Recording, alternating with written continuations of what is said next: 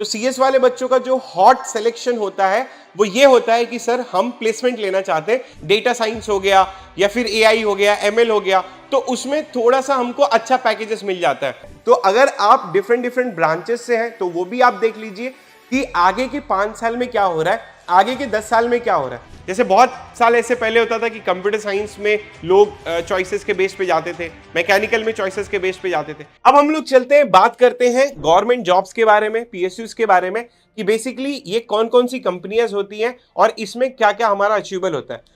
जैसे हम जब बहुत सारे बच्चों से बात करते हैं तो बहुत सारे बच्चों के बहुत अलग अलग ड्रीम्स होते हैं। कुछ बच्चे ये कहते हैं कि सर मुझे मतलब ऐसे भी बच्चे देखे गए हैं जिन बच्चों को बहुत अच्छी जॉब मिल रही थी, they are goings to international, they are goings to foreign, but उन्होंने जो है वो बार्क ज्वाइन किया, उन्होंने डीआरडीओ ज्वाइन किया, उन्होंने इसरो ज्वाइन किया। क्यों? क्योंकि अच्छा, ये अब इमोशनल टच होता है बच्चों का और ये बहुत सही भी होता है। उन्हें ये लगता है कि ठीक है, हम we want to contribute something to the society. अगर आपके मन में ये वाली चीज आती है कि आपको ऐसा नहीं है कि यहाँ पे they are not paying well, yes they are also paying well, but यहाँ पर अच्छा दोनों की अलग अलग चीजें हैं। वहां पे you have to take care about your own house and all the things. यहाँ पे डिफरेंट डिफरेंट काइंड्स के पर्क्स होते हैं। ठीक है, अब गवर्नमेंट जॉब है आपके पास में, you can go for ISRO, you can go for a DRDO, you can go for a CBI, you can go for IB, you can go for NIA. ये डिफरेंट डिफरेंट तरीके के जो है एग्जामिनेशन, मतलब obviously you can also go through GATE, but इनके independent examination भी होते हैं। और दूसरी जो चीज है वो आप ये भी देख सकते हो कि बेसिकली मैं अगर बताऊं इसके बारे में related to this particular thing कि आप एनआईसी का भी एग्जामिनेशन होता है, उसमें भी अच्छे खासी पैकेजेस मिलते हैं। ठीक है, वो भी आप अपीयर हो सकते हो। ये तब है कि जब आपके मन में ये हो रहा है कि I want to contribute something to the society, मुझे सोसाइटी में कहीं ना कहीं पे कुछ कंट्रीब्यूट करना है, मुझे इंडिया के लिए रिसर्च करनी है, मुझे सोसाइटी के लिए रिसर्च करनी है, so that I can contribute something to the India. ठीक है, तो इसरो है, सीडैक है, एनपीसीसी है, आईबी है, सेल है। ठीक है, you will have HEC, you have HAL, you have ONGC, you have a Bharat Petroleum, you have IOCL. These all are the different types of PSUs which you can achieve through with the help of GATE. BSNL है, NIC जो अभी मैंने discuss किया, कोल India हो गया। ठीक है, let's talk about the PSU structures. PSU structures में अगर मैं आप लोगों के बारे में बात करूं तो we are having the Maharatna companies 8, Navratna companies are 16, mini Ratna category जो है 60 है और mini Ratna category 2 will be 18। अब अगर इसके बारे में बात करूं तो महारत्ना कंपनीज जो है वो बेल है, एनटीपीसी है, भारत पेट्रोलियम हो गई, ओएनजीसी हो गई, ठीक है, इंडियन ऑयल हो गया। अच्छे खासे पैकेजेस मिलते हैं, यहां पर भी अच्छे खासे जो है वो पर्क्स होते हैं रिलेटेड टू दिस पीएसयूज। ठीक है, तो ये गेट के थ्रू रिक्रूट करते हैं। बिलीव मी, जिन लोगों को ये लगता है कि उन्हें गवर्नमेंट जॉब चाहिए, उन्हें पीएसयू की जॉब चाहिए और it should be a normal life, it should not be a very hectic life, ज्यादा ट्रैवलिंग नहीं, ये नहीं। ठीक है, you have to focus on your job, then I would be suggesting you can go through a GATE. ठीक है, PSU में आप ले सकते हो। अब ये दोनों का जो रास्ता है जो मैं अभी डिस्कस कर रहा हूं कि related to PSU, related to IIT में से एमटेक करके प्लेसमेंट लेना, ये दोनों के रास्ते की जो शुरुआत होती है वो बेसिकली गेट के थ्रू ही होती है। ठीक है, दोनों के डिफरेंट डिफरेंट अप्रोच है। एग्जाम नहीं, मैं ये नहीं कह रहा हूं कि गेट प्रिपेयर करने के डिफरेंट अप्रोच है, मैं ये कह रहा हूं कि आपके पीएसयू ज्वाइन करने के डिफरेंट अप्रोच है, प्लेसमेंट्स लेने के डिफरेंट अप्रोच है। अच्छा, दोनों चीज में ये होती है कि अगर आप पीएसयू डायरेक्ट जाना चाहते हो तो आपने गेट दिया, आपके अच्छे खासे मार्क्स आए, you can directly go to PSU. दूसरा यहां पर ये होता है, अगर आप एमटेक करना चाहते हो, प्लेसमेंट लेना चाहते हो, तो you will give the GATE examination, आप 2 साल के लिए एमटेक करते हो और फिर आप जाते हो directly, you are preparing for GATE for a placement. ठीक है, तो ये PSU through GATE. PSU through GATE में नवरत्न कंपनीज भी है। ठीक है, तो as you can see that Bharat Electronics, CONCOR, HAL, MTNL, AIL, NALCO, REC, NBC, NMDC, mini ratna company, IRCTC, BSNLs, ठीक है, एआईआई। तो this all are the different companies. ठीक है, अब अगर मैं इनके बारे में बात करूं तो you will have a basic salary, you will have an allowance, life and health insurance will also be given, transport facilities, reimbursements, other benefits are also there.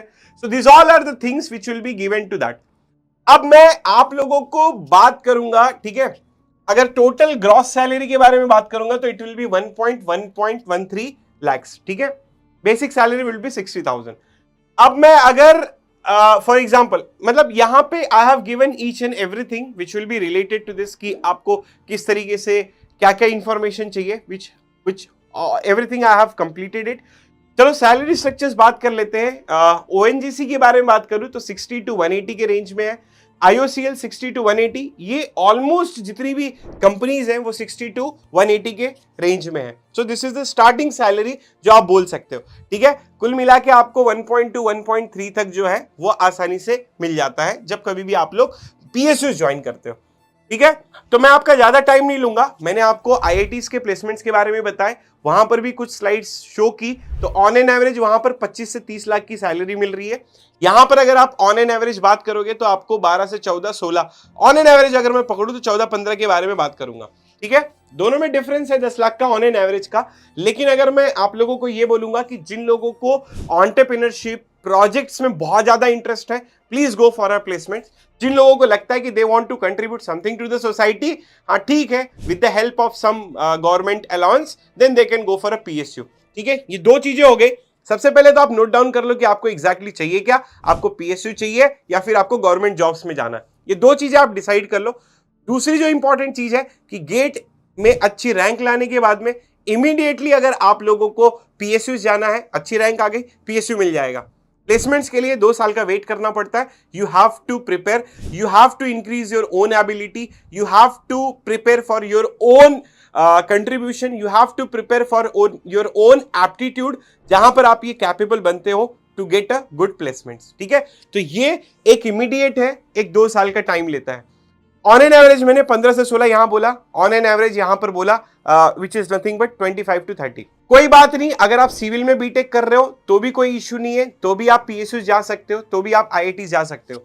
बहुत सारे बच्चे ये होते हैं जो बच्चे जैसे कुछ बच्चे, अब मैं अगर CS वाले बच्चों से बोलूं तो CS वाले बच्चों का जो हॉट सिलेक्शन होता है वो ये होता है कि सर हम प्लेसमेंट लेना चाहते हैं क्योंकि हमको थोड़ा सा डिमांडिंग है, डेटा साइंस हो गया या फिर AI हो गया, ML हो गया, तो उसमें थोड़ा सा हमको अच्छा पैकेजेस मिल जाता है, ठीक है। वो आपकी सोच है, मतलब you are thinking in your own way, that's a very good point.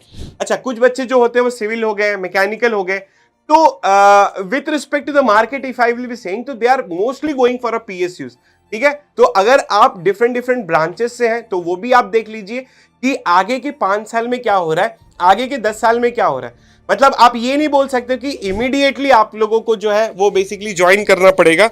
मतलब आप ये भी बोल सकते हो कि 5 साल के बाद में क्या होगा, 10 साल के बाद में क्या होगा। आप कुछ भी अगर प्लान बना रहे हो तो आप ये सोच लो कि आगे के 10 साल तक आप कैसे सर्वाइव करेंगे या आगे के 10 साल तक आपकी क्या प्लानिंग है। तो प्लानिंग करना बहुत ज्यादा इंपॉर्टेंट होता है। ऐसे मैं पिछले वाले वीडियो में भी एक मैंने कहानी बताई थी, एक्चुअली ये मूवी पे बेस्ड है, किंग रिचर्ड करके मूवी है, उसमें ये बताया गया था कि बेसिकली वो जो किंग रिचर्ड रहता है एंड उन्होंने Serena Williams and Venus Williams जो बहुत ग्रेट प्लेयर थे टेनिस के, वो जब 7 या 8 साल के थे तभी से उन्होंने प्लानिंग ऐसी की थी रिचर्ड ने, ठीक है, रिचर्ड विलियम्स ने, उनके जो पिताजी थे, वो 7 या 8 साल में बोल दिए थे कि तुम दुनिया के एक सबसे ज्यादा बहुत ही मतलब आप इतिहास के सबसे बड़े प्लेयर बनोगे टेनिस के। मतलब 7 या 8 साल में उन्होंने ये प्रेडिक्शन दी थी based on the planning.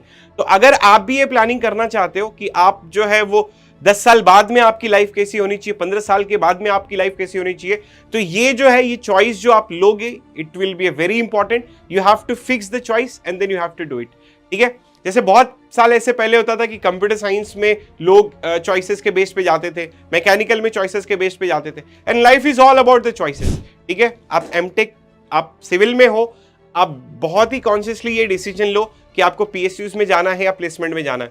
Mechanical के हो, आप बहुत ही कॉन्शियसली ये डिसीजन लो आपको प्लेसमेंट में जाना है या आपको PSU में जाना है। अगर आप कंप्यूटर साइंस के हो तो आप बहुत ही कॉन्शियसली ये डिसीजन लो। और सबसे ज्यादा जो इंपॉर्टेंट चीज मैटर करती है वो ये मैटर करती है कि आपका दिल कहाँ लगता है किसी भी काम को करने में।